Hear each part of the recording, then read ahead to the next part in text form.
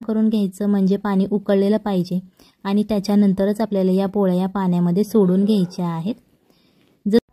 आज आपण शिल्लक राहिलेल्या पिठापासून एक चविष्ट लहान मुलांसाठी रेसिपी बनवणार आहोत, जी की तुम्ही बाहेर जाऊन खूप महागडी रेसिपी खाता आणि तेवढी ती हायजेनिक फ्री नसते। सो आज आपण घरच्या घरी हायजेनिक फ्री रेसिपी फक्त मळलेल्या गव्हाच्या पिठापासून बनवणार आहोत। चला तर मग जास्त वेळ न घेता आजच्या रेसिपीला सुरुवात करूया।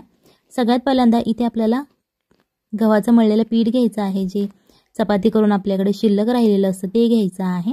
आणि जर तुमच्याकडे शिल्लक राहिलं नसेल गव्हाचं पीठ तर तुम्ही अशा प्रकारे ही रेसिपी करण्यासाठी गव्हाचं पीठ मळून घेऊ शकता। सो अशा प्रकारे आता हे आपण पीठ घेतलेलं आहे। याच्यानंतर या पिठासाठी आपल्याला तेल आणि मीठ चवीनुसार घ्यायचं आहे। तेल 1 चमचा आणि मीठ चवीनुसार ते मिक्स करायचं आणि त्या तेलामध्ये आपल्याला हे पीठ जे आहे ते मिक्स करून घ्यायचं आहे।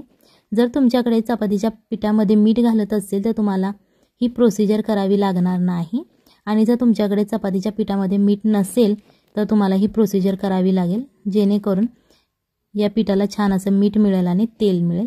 सो अशा प्रकारे आता आपले हे पीठ मळून झालेलं आहे। तुम्ही इथे बटर किंवा तुपाचा वापर केला तरीही चालेल। सो हे पीठ मळून झालेलं आहे। याच्यानंतर आपल्याला या पिठाचे गोळे तयार करून घ्यायचे आहेत। हे गोळे तुम्ही मीडियम साईजचे करू शकता, लहान मोठे सुद्धा करू शकता, तुम्हाला जसं आवडत असेल त्या प्रकारे तुम्ही हे गोळे तयार करून घ्या। आता इथे जे आपण 1 वाटी पीठ घेतलं होतं त्या 1 वाटी पिठाचे आपल्याला इथे 4 गोळे तयार झालेले आहेत। जर तुम्ही याच्यापेक्षा छोटे केले तर तुमचे 5 ते 6 गोळे तयार होतात। याच्यानंतर त्यातला एक गोळा घ्यायचा आहे आणि त्याला गव्हाचं कोरडं पीठ लावायचं आहे आणि ते अशा प्रकारे आपल्याला लाटून घ्यायचं आहे।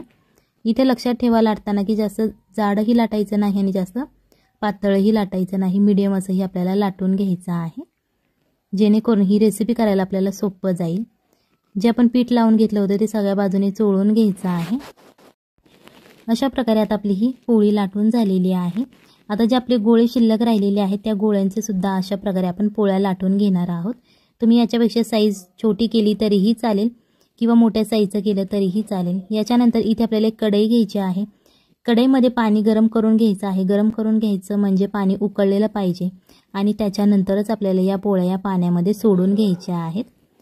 जर तुमच्याकडे मोठी कढई असेल तरीही चालेल, तुम्ही त्याच्यामध्ये सोडू शकता, आणि जर तुमच्याकडे मोठी कढई अवेलेबल नसेल सो तुम्ही अशा प्रकारच्या छोट्या कढईमध्ये सुद्धा ही रेसिपी करू शकता।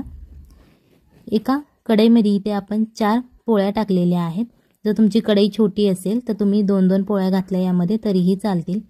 या पोळ्या घातल्यानंतर थोडंसं तुम्हाला असं मिक्स करून घ्यायचं आहे। इथे लक्षात ठेवा की पाणी उकळल्यानंतरच तुम्हाला पोळ्या घालायच्या आहेत, नाहीतर पोळ्या ते एकमेकांना चिकटल्या जातील। 1 चमचा तेल घालायचं आहे। तेल छान असं मिक्स करून घ्यायचं आहे, जेणेकरून आपल्या पोळ्या एकमेकांना चिकटणार नाहीत। आणि जरी तुम्ही यामध्ये तेल नाही घातलं, गरम पाण्यामध्ये पोळ्या घातल्या ना तर अजिबात त्या चिकटत नाहीत। ही रेसिपी करायला जास्त वेळ लागत नाही आणि या पोळ्या शिजायला सुद्धा जास्त वेळ लागत नाही। 5 मिनिटात या पोळ्याच्या वरती पाण्यावरती तरंगायला लागतात, जेणेकरून तुम्ही समजून जा की या पोळ्या तुम्हाला दिसत असेल बघा अशा प्रकारे मी या फॅन खाली थंड करून घेतलेल्या आहेत, जेणेकरून त्या आपल्या हाताला चिकटणार नाहीत आणि एकदम नॉनस्टिकी अशी आपली ही पोळी तयार होईल।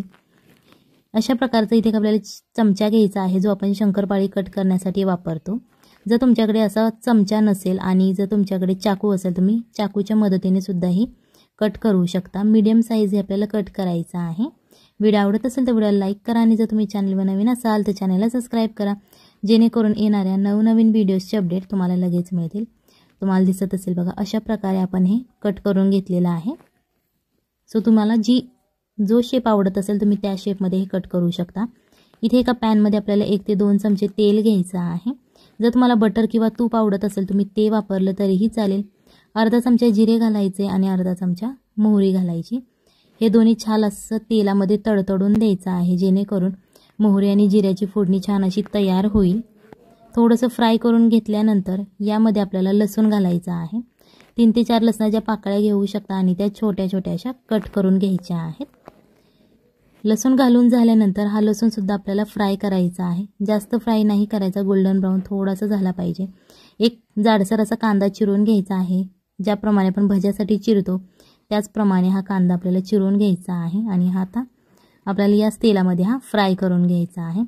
पूर्ण असा गोल्डन ब्राऊन नाही करायचा, मीडियम असा आपल्याला हा फ्राय करायचा आहे, जेणेकरून ही रेसिपी करायला आपल्याला सोपं जाईल। सो अशा प्रकारे हे आता फ्राय करून आपल्याला कांदा घ्यायचा आहे।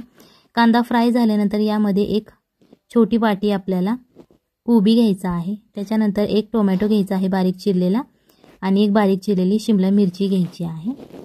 सो हे सगळे आपल्या भाज्या घालून झाल्यानंतर हे छान असं मिक्स करायचं आहे।